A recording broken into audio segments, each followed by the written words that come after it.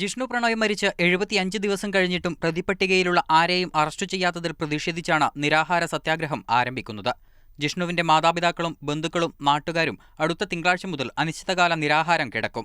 മുഖ്യമന്ത്രിയെ ജിഷ്ണുവിന്റെ മാതാപിതാക്കൾ നേരിട്ട് പോയി കണ്ടുവെങ്കിലും കേസിൽ യാതൊരുവിധ നടപടിയും ഉണ്ടായിട്ടില്ല. ഇപ്പം പോലീസും പ്രതികളും ഒത്തുകളിക്കുകയാണ്. പണത്തിന്റെ സ്വാധീനം കൊണ്ടായിരിക്കാം ഇവർ ഒത്തുകളിക്കുന്നത്. അതുകൊണ്ട് ഞാൻ എന്ത് ചെയ്യും?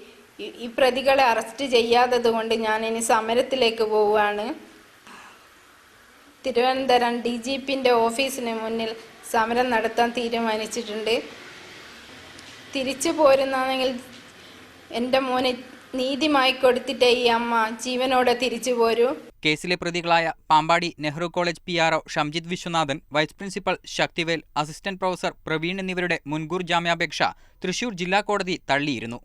എന്നാൽ കേസിലെ പ്രതികളിൽ ആരെയും അന്വേഷണ സംഘം അറസ്റ്റ് ചെയ്തിട്ടില്ല. വീഴ്ച വരുത്തിയ പോലീസുകാർക്കെതിരെ നടപടിയെടുക്കുക, പ്രതികളെ അറസ്റ്റ് ചെയ്യാൻ പ്രത്യേക സംഘത്തെ നിയോഗിക്കുക തുടങ്ങിയ ആവശ്യങ്ങളും കുടുംബം മുന്നോട്ട് വയ്ക്കുന്നുണ്ട്. മാതൃഭൂമി ന്യൂസ്, വടകര.